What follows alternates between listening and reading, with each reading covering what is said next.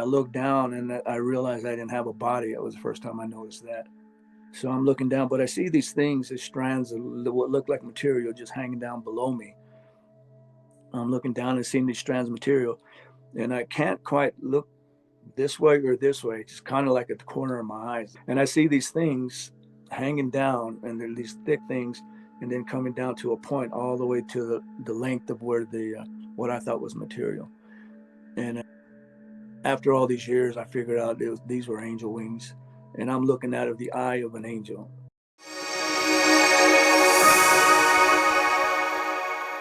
My guest today is Ed Vhill, who had a near-death experience. And after his experience, he has been able to identify other people without knowing that they've had a near-death experience. And he is also very empathic. So Ed, welcome. Thank you so much for joining us today. Having me. What'd you say? Thank you for having me. Oh, of course. I'm so glad you're here. This is going to be a great conversation. I'm really grateful to be able to share this with my audience. So what I'll ask you then is, since you had this experience in 2009, that was a while ago, but you had lived some life, what were you like before this near-death experience happened? Well, just I was in the military. I was just living life, like I was married for 17 years and we were just living life like anybody else. I wasn't into religion or nothing like that. And, I tried to go to church a few times, but I just didn't think about it. But although throughout my whole life, I've always felt like somebody was there guarding me, maybe like an angel. I've always felt that in my life. And something I learned later on that, that was true. But before that, before my experience, I was just partying, having fun, living life. I got into drugs really bad. Got out of that. I got pulled out of, I was a truck driver, heavy equipment operator, and just, construction work. That's what I did. But just living life, just making money, earning a living, doing what everybody else does. Okay. Then, So why don't you tell us about what happened at that bar that night in 2009 in whatever way you would like to share this? okay. Yeah, it was my girlfriend, her daughter, and her boyfriend. And we went out and it was karaoke night. And I like to do that after a few beers. So we went into the bar, and it was a bar that we really didn't know. I might have been in there, once or twice before. And I sat down, drank a beer, and I went up, put my name up to sing. I went in to sat down, had a beer, and then ordered another beer. And when they called my name, so I got up there and I started to sing. And I have epilepsy.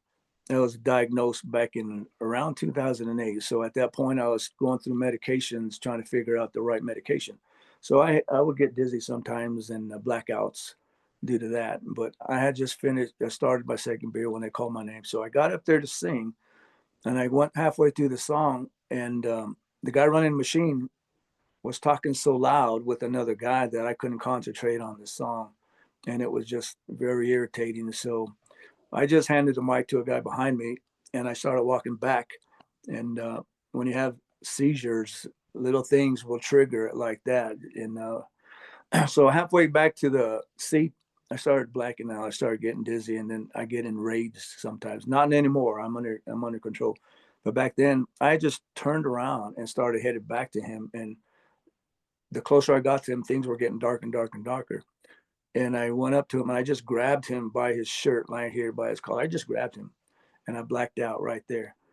And the next thing I know, I'm on the ground with my daughter, my girlfriend's daughter, kneeling over the top of me. And I wake up, I look up, and I could see her, but I also see people just standing around um, through underneath her in her arm. And then I realized I didn't wake up. I was just looking around because something shot out of from my face shield. Something just shot out of me. I saw it go out like streaks, and then something, I can't describe what it was. I just shot out of me, and then it's like I caught up with it, and I'm looking down at her, and then I'm behind her, and I'm looking down from the air. I can't figure out what's going on. I'm wondering, how is this possible? How is this? I just couldn't figure out. Totally confused, and I don't know. I knew that's what I knew who it was my girlfriend's daughter. So as I'm looking around, I'm just standing there, or well, looking down at there, trying to figure out what's going on. And then after a while, I decided to look what's around me. And I looked down and I realized I didn't have a body. It was the first time I noticed that.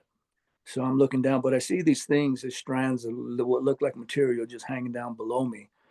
And so I'm looking at that. And also I'm seeing this oval shape, oval shape that was illuminating all the way around the edges. And I'm in that looking out of it. So I'm looking out of it and I'm looking down and seeing these strands of material. And I can't quite look this way or this way. It's just kind of like at the corner of my eyes. I don't know why I couldn't look directly. And I see these things hanging down, and they're these thick things, and then coming down to a point all the way to the length of where the what I thought was material. And after all these years, I figured out these were angel wings, and I'm looking out of the eye of an angel. You know, because it took me years to figure this out. So I'm looking at this, trying to describe it, and it took me years to figure out that, okay, I came to the conclusion these are wings. All right, that's what I figured. And when I seen all that, I suddenly found myself back in my body on my hands and knees trying to get up. But I'm also still looking up from up above, but I can also sense that I'm on my hands and knees trying to get up. And I'm falling left to right. I can't get up. I'm losing my balance, and it seemed to only last like a couple of seconds.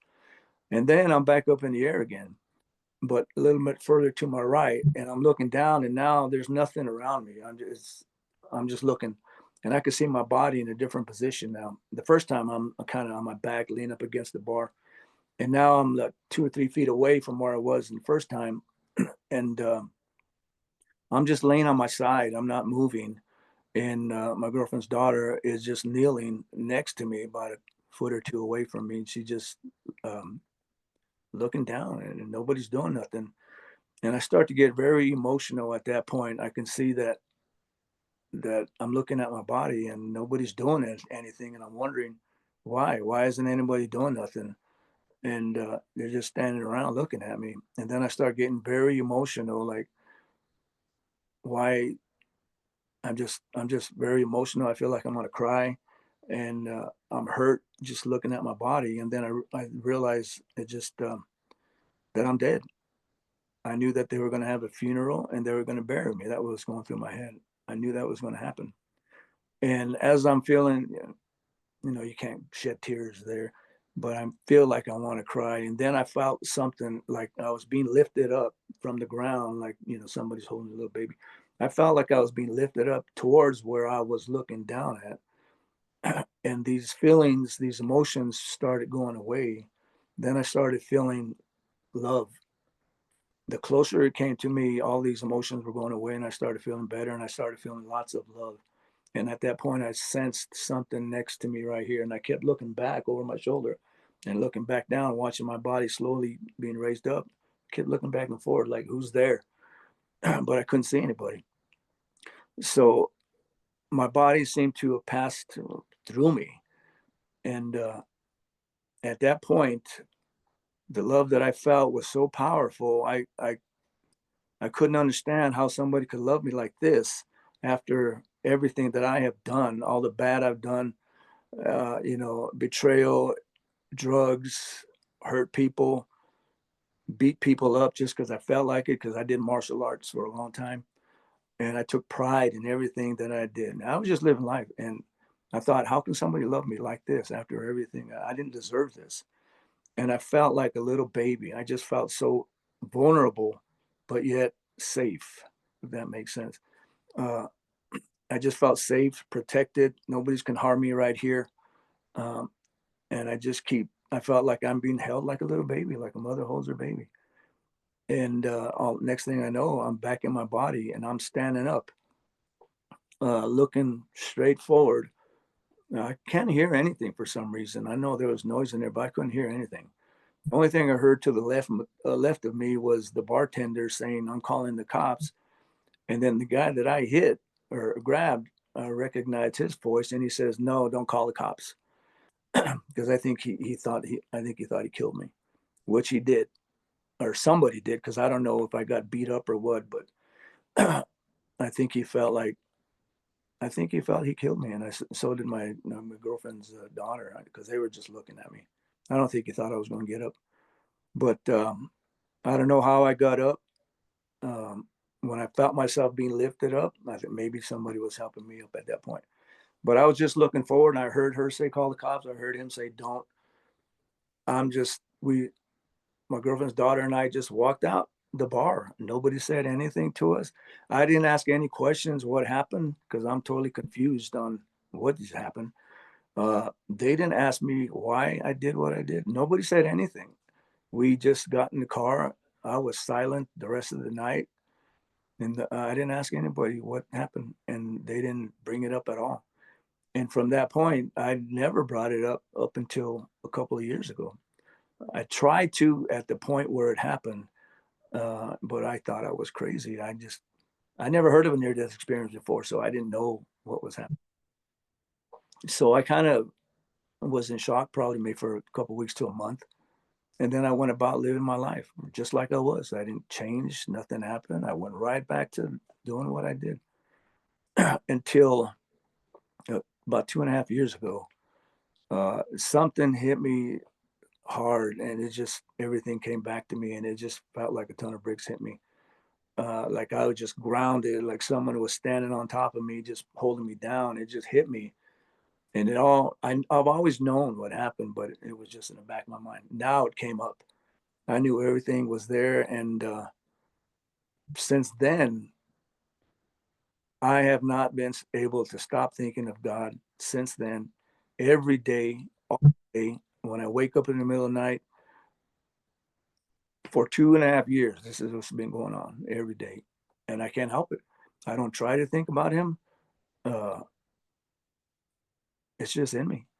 So when 2.5 years ago, I'm still living my life, but I'm also thinking of God all the time. And I'm still going back and forth, back and forth. What do I do with this? I felt like, well, I need to share this. And that's what's going through my mind. I need to tell people, I need to share it, but I didn't know how. I didn't know what to do, but yet I'm still going out and partying, doing stuff like this. And then as goes along, I'm getting closer and closer to God. I'm feeling him in my heart. I'm feeling his love. And I have no control over my life. I have no control. No matter what I do, he's always in my heart and in my mind. No matter what I do, I just can't help it. And I've learned to try to figure out what he wants from me. Um, I've been sharing my short story twice. And the first time I was kind of worried what people were going to think, and I did get some good comments and bad comments. And at that point, from the bad comments, I said, I'm not doing this no more. I'm not going to say it anymore, because I just felt made me feel like it's in my head that it actually didn't happen. But I got more positive comments than I did negative, which is very helpful. And then the second time I shared it, I was more confident. I kind of knew more, kind of more detailed, because all the time I think about what happened, if something new comes up. Like when I was so emotional about my body, I felt like, okay, I'm so emotional about my body. I love my body. I love myself. Then I realized I love myself more than God, because when I was focusing on my body, I wasn't focusing on what was here. Then, I mean, I just realized, this was only a few months ago that I realized that now, that I love God and myself more than God. So I had to let that go and let my body go, because I figured now my mind and my body is sin. I can't change. I'm never going to not be a sinner, but I have to fight it and just let it happen. Um, yeah, I got a little bit confused here, but yeah, after now that I'm sharing it more, I'm more confident in what's going on. I'm learning more things, and I don't party no more. I don't do anything. I just focus on God and what I'm supposed to do all the time. I pray all the time. I try to help people. And when these people, I don't go to people and try to help them. God puts people in front of me. Because when I figure I try to do it by myself and I go out on my own, it doesn't work out. But when God puts people in front of me, the words come out right that helps them. And I kind of, it shocks me that these words that come out that help them is coming from me. But it's not coming from me. It's coming from the Holy Spirit that is working in me. That's what I know. And a lot of people don't understand that. But that's where I'm at right now. I'm still working on myself, but I feel God's love every day, all the time, every day. And the people have gotten to turn away from me. I don't. My family doesn't even talk to me anymore. My own daughter moved out of the house because of what I'm going through. Um, People that I worked with or hung out with, they all just look at me like I'm crazy. But I know now I'm not. Before I did, I thought it was something. I was going nuts. But now I don't. I know where I'm headed. But slowly, people are coming back to me. My daughter moved back in with me last week. She's pregnant. That's why she moved back in. But we're getting along really good now. And she sees it in me, and she's told me that I'm changing her. She's turning towards God herself because she's seen the change in me. I'm not just talking about it. She sees it. I'm walking it. I'm doing it. I'm helping people. She sees that I'm forgiving. That I'm trying to try people to get along with each other, no conflict, no matter who you are. And I'll tell you another thing that has happened years ago. Uh, like I said, I've always felt like I've had angels or somebody protecting me. Uh, Years ago, my wife and I took a vacation driving around the country, and I lived on the East Coast at the time. We went down to Florida, we come across, went into Juarez, Mexico. Then we went all the way into the Grand Canyon. And then on the way back, we passed through. Uh, I watched one of your videos, and you've been to Sedona, Arizona. I've never been there, never. And I know there's a vortex like that. There's a couple of A them. couple of them, okay. I had to look into that because as soon as I went into that town, I felt it so strong, and I've never felt anything that strong before. But it felt evil to me. It scared me. I was so afraid. It was so powerful. I couldn't get out of that town quick enough. And this was before your near-death experience, right? Yeah. I'd be Still, curious to see how you would feel if you went back there now. I am too. But I drove. I couldn't get out of there quick enough. My wife wanted to go to the bathroom and grab something to eat, and I said no. I couldn't get out of it quick enough, but I didn't want to speak because I didn't want to get pulled over, because then that meant I was going to have to stay there. You can go down to the bathroom on the side of the road, but I'm getting out of here because a lot of people, it's spiritual, and it scared me. And You're then the later, first person I've ever heard say that they couldn't get out of Sedona fast enough. Usually it's people clamoring to get there. it was so powerful, it scared me really bad. Wow. And I soon found out later that there's a lot of different people, but there's also witchcraft, witches go there. And because I dated one after I was divorced, and I told her about it, and she says, "Oh, I go there all the time. You know, I've there's places in there where they have gatherings or whatever like that." And she was into witchcraft, but I never believed in it. I just thought it was, But I soon realized that it was real. It was something real, and it scared me. I'll never forget the feeling of that. It was so powerful, so powerful. It's just like it had a grip on me inside my heart. And my wife, she can tell I was freaking out. I was scared. She didn't usually she'd smack me on the head or say stop or something like that. I gotta pee. She didn't. She could see it in my face that I had it. And as soon as I got out of that town, I felt fine. I didn't know what happened. And I know that I'm the first one I probably said it scared me, because I know a lot of people. I looked into it, and a lot of people go there all the time because of the energy or whatever is there, and it's powerful. I felt it. I believe it. I know how powerful it is. It's probably the most powerful thing I've ever felt next to God. He is. Wow. That's saying a lot. It's interesting that you would say that, Ed, because Sedona is the big reason I moved to Arizona that I felt drawn to Arizona. I don't live in Sedona. I live about 90 minutes away, but it was definitely a draw for me to come here. A lot of people are drawn to that. I looked into it a lot, and Yeah. not only the people who do witchcraft, but there's a lot of other spiritual people on different. Oh, lots of very spiritual people. Yeah, yeah, they feel it, and I felt it, but it was just the opposite for me.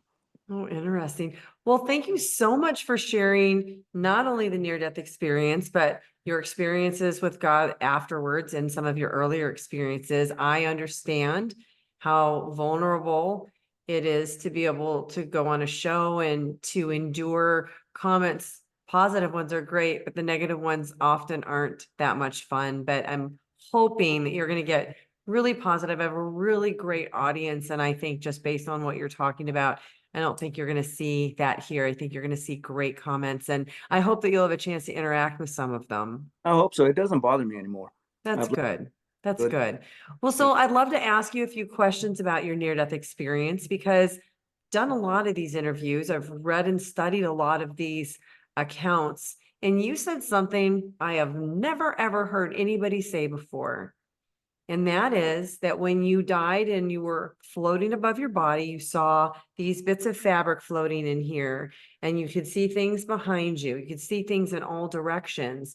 And it wasn't until years later that you realized you had been looking out of the eye of an angel. So I want to elaborate on that, have you elaborate on that, and ask you, do you think that in that moment, you actually were an angel looking out through your own eyes? No, I didn't know what to think at that moment. Um, and I also thought about that. Was I looking out of my own eyes? And I'm going to say no, because I felt like that's still a good question because I haven't figured that one out yet. Was it me? I'm afraid to say it was me as an angel because I don't think that that's possible. I You, think you don't think that that's possible? I don't.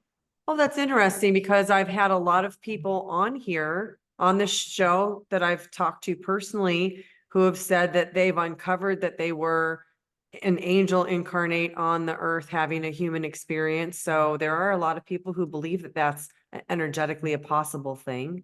I've heard that, but I also had a guardian angel all of my life, and that's a whole different story. But Right. I think, do you think that everybody has a guardian angel, Ed? I don't know. I can't say. I can't say. I think there are people out there who do. I can't say if that's true or not. It's I possible. definitely have had a lot of people who have been on the other side and they've talked about that. And they've come back saying that we all have an angel that we're born with that is a guardian that stays with us our entire lifetime. But then we also have other angels in different capacities that come in and out depending on situations that we're going through while we're here. I do believe that we are all watched, and of course, God knows all of us and what we're doing. He knows what we think, what we do with everybody, and there are guardian angels all over us. They're everywhere. I know that this realm exists right here where I'm at because I didn't leave the bar. Everything happened in the bar. It was right in the bar, and I always thought, no, God's not going to be in a bar. I think that's What do you think now? I think God's everywhere now. There you are. He pulled me out of the dark when I was in deep into drugs. I constantly prayed after I was coming out of my high. I constantly prayed to get me out of this situation. And it Mm, took years. I was on drugs for a long time. And he finally answered my prayers. I always thought that he's not listening. Nobody's listening. mm. Why am I praying? Nobody's hearing me. But I've always prayed, and prayed all the time. And he pulled me out of the dark, changed me just like that, where I didn't want to do anything. I mean, I'm not saying I changed because I still wanted to do other things that I'm not supposed to, but I was more in tune that I'm not going to do this anymore. I made up my mind that it's not going to happen. Why do you say that you still are doing other things that you're not supposed to? Because I know that you said that you backed away from being in social situations and drinking in general. Maybe, I mean, that if that was an issue, I understand why you wouldn't want to do it. But I don't think drinking inherently, having a cocktail or two is a bad thing. Have you changed your stance on even partaking at all? Yes. I went to last time I had a drink. I went out with my daughter and her boyfriend, and we went out to have a beer. Well, all I only drink is beer, and I drank one beer, and God was leaving me. I didn't feel Him in me anymore, and that was the last point where I says no more. And just like you said, it's okay to have a couple of beers, but when I'm so in tune with God that I don't want Him to leave me at all. So Once I you're not saying that it's not for everybody, but just for you, that's not something that you can do. Right. Nothing. Oh, I don't want to do it because I felt myself pulling away, and yeah, people don't understand. Oh, it's okay to have a beer. Well, yeah, but I never saw it like that because once I felt like He wasn't there anymore, and I don't want to ever lose that feeling, that love that I felt when I was there. It's not as strong here on earth. We can right. never feel that powerful love here on earth. If we did, there would be we'd all Couldn't be here, could we? we'd love each other so much, and We wouldn't get anything else done. no, this world would be a better place. But for me, when I felt like I was catching a buzz, I was losing sight of God. So Mm, I just said right there, no more, nothing that's sure. in my mind, because God is in me all the time, every day. Right now, it'll be here. If I wake up in the middle of the night, He's the first thing on my mind. He's working in me. My life is not my own. He's in control of me, and I can't help it. And I love it. I want more of it. I want to feel that love that I felt there again. And the only Here, way, can you elaborate on that a little bit more, that love that you feel there? I know that the words are a little bit short of it, but as best you can, because it seems to be the common woven thread of all near-death experiences is that feeling of love. let me give you an example of what happened to me when I back here on Earth. uh, that's weird to say, back here on Earth. Uh, his love is so powerful in me still here, but I used to lay on the couch and just think of Him and pray to bring that love. And it happened two times, two separate times where I felt His love so powerful in my heart that my heart was pounding. Everything right here in my chest was pounding. And it got to the point where I felt my heart can't take this anymore. And as soon as I thought that, He backed off. Then I said, I wanted to feel that again. And I felt it again. It was so powerful, just like felt my chest was going to burst. And I wanted it more and more and more. But then it got to the point where my heart couldn't handle it. And as soon as I thought that, He backed off. That's how powerful it is. Our heart cannot handle His love. It's so powerful that we're flesh and blood. We can't handle it.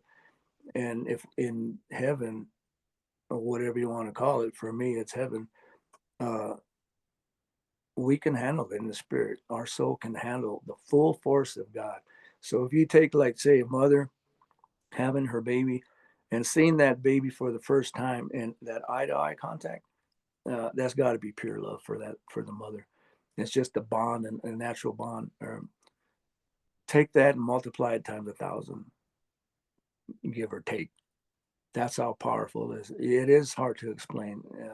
Mm-hmm. You can only anybody who's felt it. It is hard to explain and put into words, but it's so powerful that our bodies can't handle it, and that's why He's not going to allow us to handle it, because we'd probably have a heart attack if we did.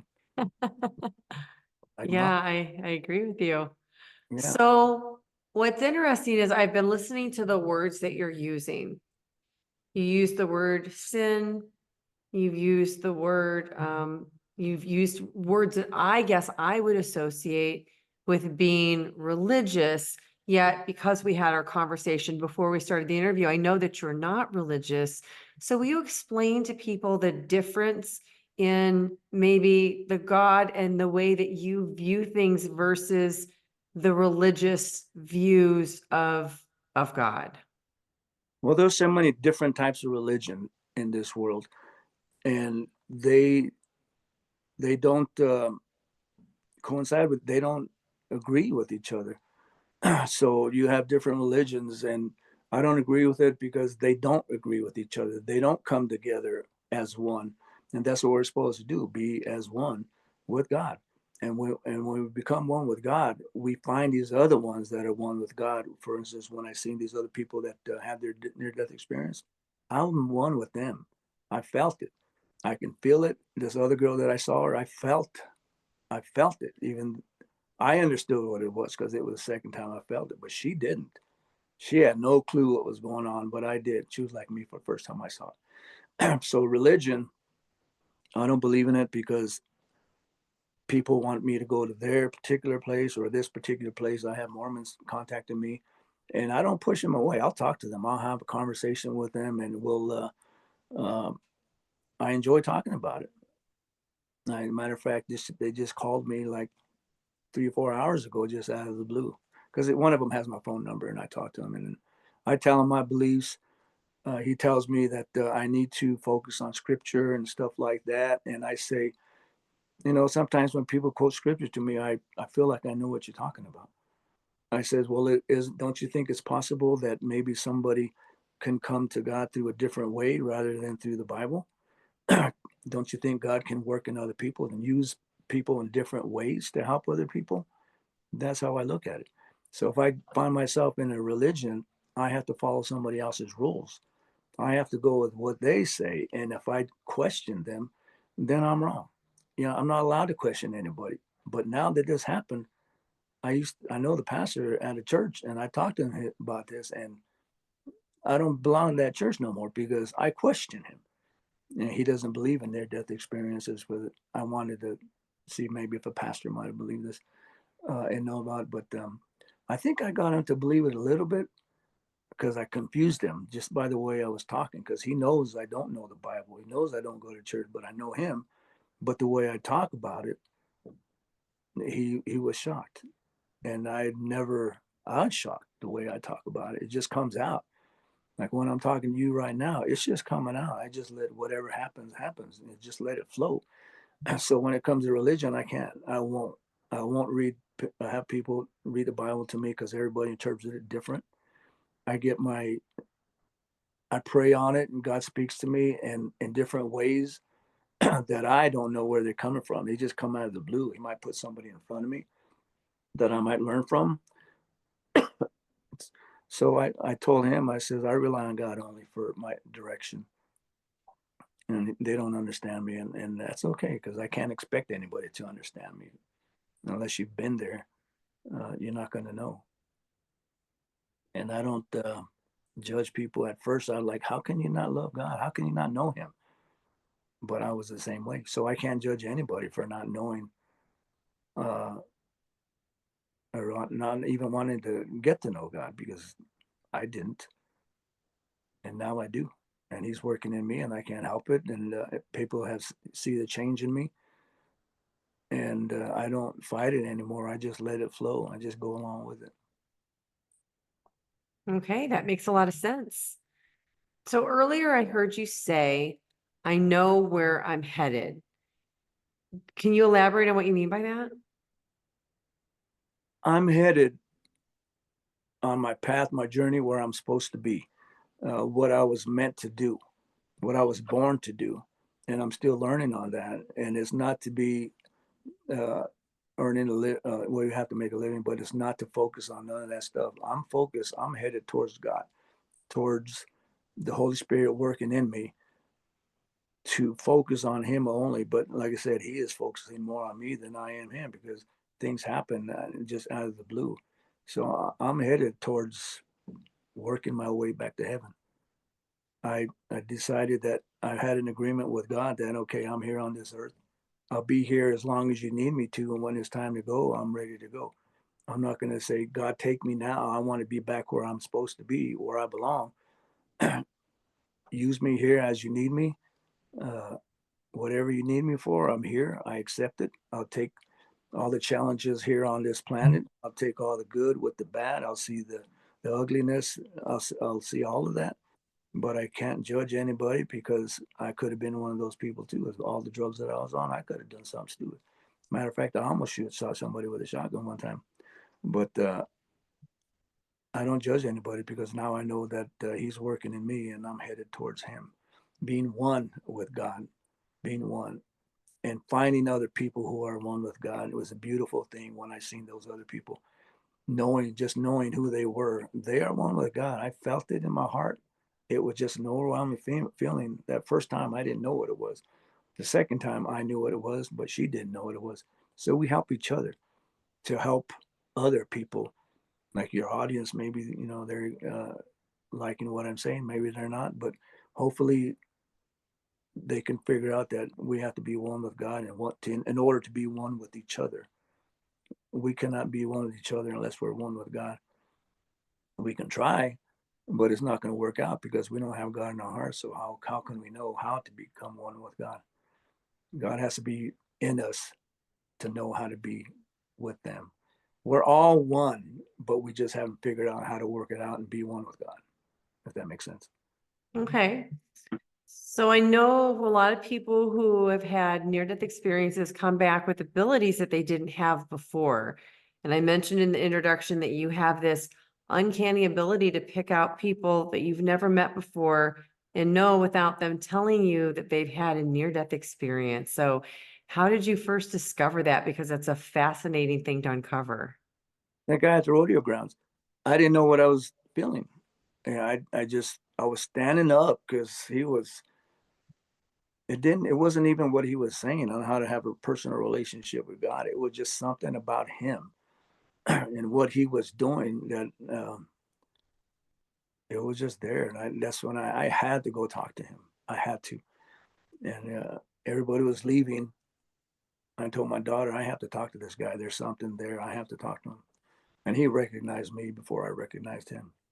Uh, that it's a beautiful thing. I wish I could meet more people like that because they are one with God and they're living their life without judgment, without hatred, without anger, with just pure love.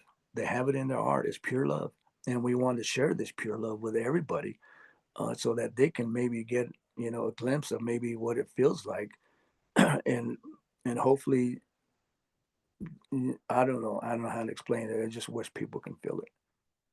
Yeah, I think that's a goal of a lot of people who watch these shows for sure. And so you also had another ability, which is that you awakened the empathy or the empathic connection that you have to other people where you can feel their feelings. So when did you first discover that? That was a shocker. I Uh, bet it was. um, this girl that because I was posting things on Facebook, about God and stuff like that, and she just out of the blue contacted me. I don't know why, but that's when I discovered that, and this was over the phone, that I felt everything that she was going through. She was crying. I just felt it, and I hurt for her.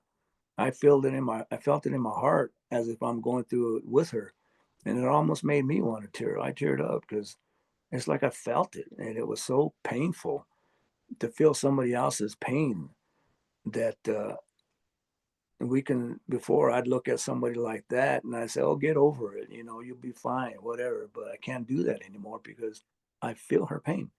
I felt it, and I talked to her several times, and she's not getting it because she's hasn't changed a bit. But I'm not gonna.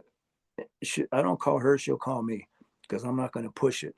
When she's ready to talk about it again, I'm ready. I'll be here for her, no matter what. I'll listen. I'm not gonna judge her.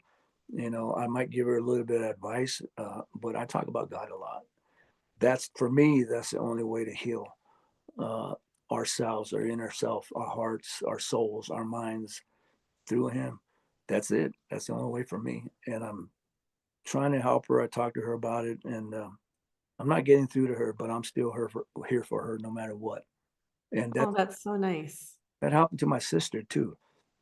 We were talking about it. She came over and visited me, and she was hurting. I felt it. I know her, and I know exactly what she was going through. Um, she she did drugs and alcohol all of her life, and I felt her pain. And I told her, because I know what you've done. I know everything you've done. Everybody knows. I'm not judging you for it. I love you. You're my sister. I gave her a hug, and that's the first time I've ever seen her cry. She unloaded right on my shoulder, right here, with tears. And it was a huge relief for her because I had to give her a hug because I felt her pain. I felt it so strong. And then when she was leaving, she reached her arms out because she needed another hug, and she's never done it. Our family's not close at all. We don't tell each other "I love you." We don't, but rarely spend Christmas and holidays together. But at that point, when I talked to her, she must have felt that I knew what she was talking about, and she reached out for a hug, and I loved it. I finally got to know my own sister. On the Oh, that's a beautiful story. I'm so glad you shared that. Yeah, that's the things that are happening to me. So you also mentioned that not only are things happening within the people that you know and are around you, but you feel like people have been put in your path. So that's the last question I'll ask you about is how that's unfolded. And maybe if you want to share an example of somebody coming across your path that you knew was intentionally put there for you to talk to. Okay, let me think about that one. Somebody who's put in my way. Well,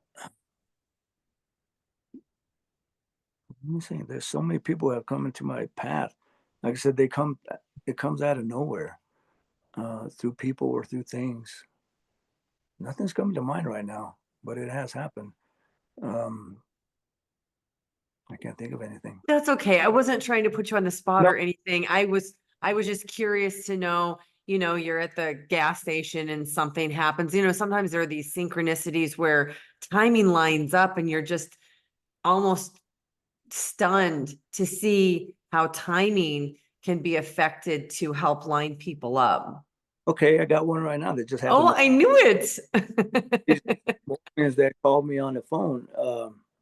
I didn't know what I was going to say with you, and after speaking with them for a good half an hour, it motivated me to speak with you. So maybe Oh. that was like, okay, that's what I told my daughter. I says, I'm glad these guys called me because now I feel like I'm going to be able to talk to this lady and just let it spill. And it is. Wonderful. I know it's been such a great conversation. I would think that people who are watching, there are going to be some people who want to reach out to you and connect with you. So are you open to that, number one? And if you are, how can people reach you? I'll give you my email. It's edwardvhill26 at gmail.com. Okay. And you have an unusual spelling of your name, and I want to make sure people get it. So I'm going to put this in the show notes. Yeah, Edward, Edward, and then Vigil. It's Vhill, but it's Vigil 26 at gmail.com. Okay. Excellent.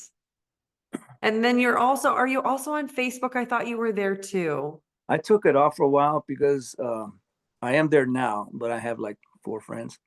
Okay. Okay. So they'll just, if people want to connect with you, the best way is going to be through email to reach Yeah, you. yeah. But I took Facebook off because there's so much drama and people put their entire life on Facebook, and I didn't want it was Too bothering me. much.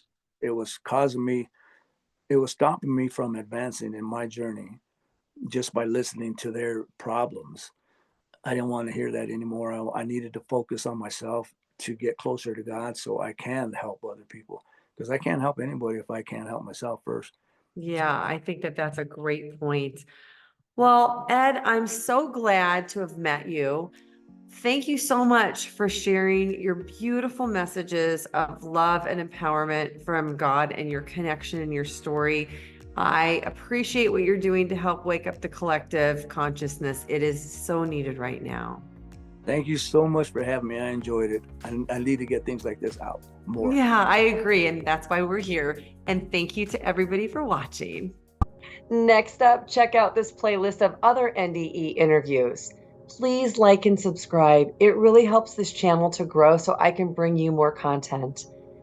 Thank you for watching. I'm so glad you're here.